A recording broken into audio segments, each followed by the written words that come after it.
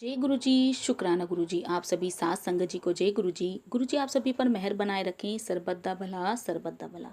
संगत जी मैं आशा करती हूँ कि आप सभी स्वस्थ और मस्त होंगे। संगत जी आज का सत्संग बख्शीश सिंह अंकल जी का है, जो कि बहुत ही प्यारा सत्संग है। आप सत्संग को अंत तक जरूर सुनिएगा ताकि आपको सवालों के जवाब सत्संग के माध्यम से प्राप्त हो सके। संगत जी अंकल जी लिखते हैं, 1996 में डुगरी ग्राम गुरु जी का जन्म स्थान के श्री बख्शीश सिंह गुरुजी की शरण में आए।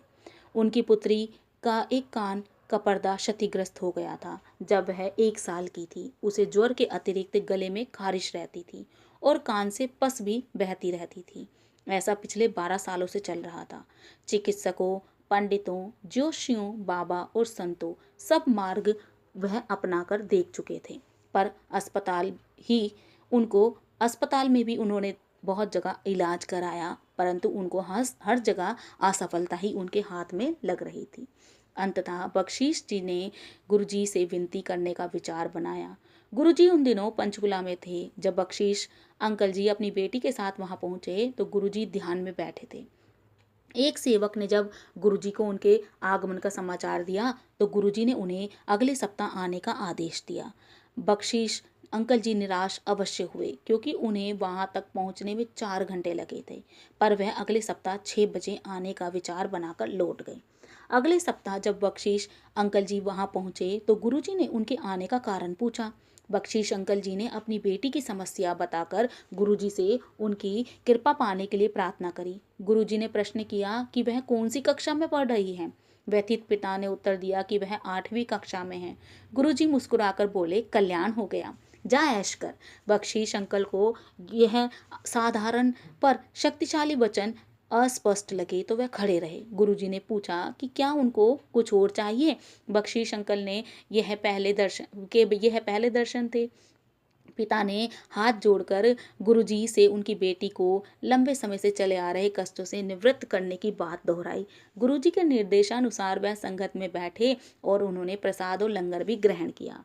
फिर गुरुजी के आदेशानुसार उनको डुगरी जाने वाली अंतिम बस में बिठा दिया गया। अगले दिन ही बख्शीश अंकल जी ने अपनी बेटी के रोग में सुधार देखा और थोड़े ही दिनों में वह रोग समाप्त भी हो गया। अब बख्शीश अंकल जी अपने परिवार में हर सप्ताह के अंत में गुरुजी के दर्शन के लिए आते थे। उनके परिवार ने भी अब वहां पर आना आरंभ कर दिया था। उनका बस किराया का खर्च चिकित्सक के खर्चे से कहीं अधिक कम था। संगत जी अंकल जी लिखते हैं, परिवार पर कृपा हुई। वर्ष बीतते गए, गुरुजी अब दिल्ली आ गए। बख्शीश अंकल और उनकी बेटी ने भी दिल्ली आना आरंभ कर दिया। एक ऐसे ही दर्शन के अवसर पर गुरुजी ने अपने भक्तों को अपनी पत्नी और पुत्र को साथ लाने के लिए कहा। उन्होंने अभी तक गुरुजी के दर्शन नहीं किए थे। यात्रा और घर संबंधित समस्याओं के कारण बख्शीश अंकल उनको लेकर नहीं आए और अगली बार भी अपनी बेटी के साथ ही आए। गुरुजी ने उनसे उनके बारे में पूछा। जब ऐसा कुछ कई बार हुआ तो गुरुजी ने उनको चेतावनी दी, पत्नी और पुत्र को लेकर आओ। उसकी पत्नी और पुत्र संगत में आए तो गुरुजी ने उनकी पत्नी से उसके रोग के बारे में प्रश्न किया। उनकी पत्नी ने बताया कि उनके पेट में दर्द रहता है, जिसके कारण रीढ़ की हड्डी की समस्या है। चिकित्सकों की राय में उसका कोई उपचार नहीं था। गुरुजी ने हंसकर उत्तर दिया कि उनके दर्द का मूल कारण तो मानसिक है। अपनी बेटी का विवाह कराने से वेदना समाप्त हो जाएगी। गुरुजी ने उनको दर्शन देखने के लिए 2 सप्ताह में एक बार आने को कहा। गुरुजी के इस गंभीरता रहित कथन से उनकी पीड़ा कुछ ही दर्शनों के बाद समाप्त हो गई।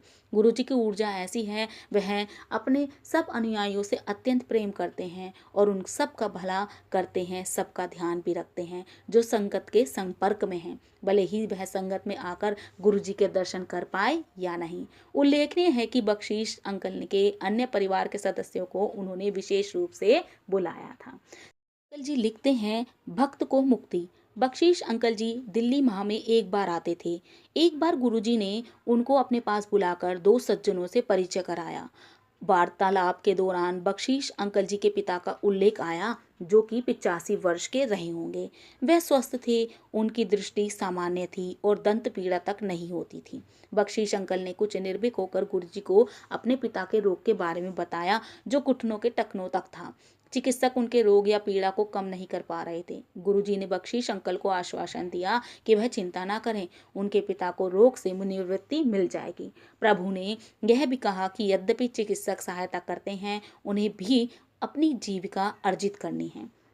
बख्शीश अंकल के जाते समय गुरुजी ने एक फूल माला जो उनके किसी अन्य भक्त ने उनके चरणों में चढ़ाई थी उनको दी और कहा कि उसे जल में डालकर उनके पिता उस पवित्र जल से स्नान कर लें। उसके बाद माला को पास के बहते जल में प्रवाहित कर दें। गुरुजी के निर्देश का अक्षरश पालन हुआ और उनके पिता की वेदना तुरंत समाप्त हो गई। इसके अतिरिक्त एक अन्य और महत्वपूर्ण घटना हुई। बख्शीश अंकल जी के पिता गुरुजी द्वारा मोहित हो गए। जब उनको भोजन कराने को कहा गया तो वह कहते कि उन्होंने गुरुजी का लंगर ग्रहण कर लिया है। परिवार के सदस्यों ने शीघ्र ही समझ लिया कि परिवार प्रमुख अब पूर्णतः मानसिक रूप से गुरुजी की शरण में पहुंच गए हैं। घर में उनकी उपस्थिति केवल भौतिक ही है। कुछ समय पश्चात उनके पिता ने अपना शरीर त्याग दिया। उनका अंत अपने पौत्र पौत्रियों से बात करते हुए अत्यंत शांतिपूर्ण रहा। आज भी बख्शीश अंकल जी अपने स्वप्नों में उनके गुरुजी के सम्मुख नतमस्तक होते हुए दिखते हैं। यह स्पष्ट है कि गुरुजी ने बख्शीश अंकल जी के पिता के अंतिम समय में उनके जीवन की बागडोर अपने हाथ में ले ली थी और उनको अति सुगमता से मृत्यु द्वार से होते हुए स्वर्गलोक तक पार करा दिया था। अंकल जी लिखते हैं, ट्रैक्टर पर गुरु कृपा। एक कृषक के लिए उसका ट्रैक्टर परिवार के सदस्य की भांति ही होता है। अंतर केवल उसकी भिन्न आकृति का है। बख्शीश अंकल जी ने नया ट्रैक्टर खरीदने से पूर्व गुरुजी से पूछा कि कौन सा ट्रैक्टर खरीदा जाए। गुरुजी ने कोई भी पुराना नहीं नया ट्रैक्टर खरीदने का उनको सुझाव दिया। बख्शीश जी ने नए कलपुर्जों सहित स्वराज ट्रैक्टर खरीदा। उसकी ट्रॉली अत्यंत भारी धातु की बनी हुई थी और पूरे गांव में अपने प्रकार की पहली थी। चूंकि वह ट्रैक्टर बख्शीश अंकल जी की भूमि से 3 गुना अधिक भूमि पर कार्य करने में समर्थ था, उस पर कभी भी अधिक भार नहीं पड़ता था। बख्शीश अंकल जी के अनुसार उस ट्रैक्टर पर भी गुरु कृपा है।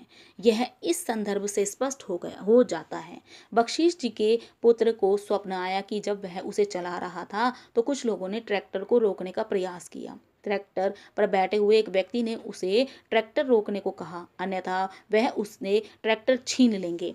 उसके ट्रैक्टर रोक दिया और उसी समय गुरुजी प्रकट हुए और उन्होंने उसे ट्रैक्टर चलाने का निर्देश दिया। उसने अपना वाहन आगे चलाया तो देखा कि उपस्थित जन समूह ने हटकर उसको जाने का मार्ग दे दिया।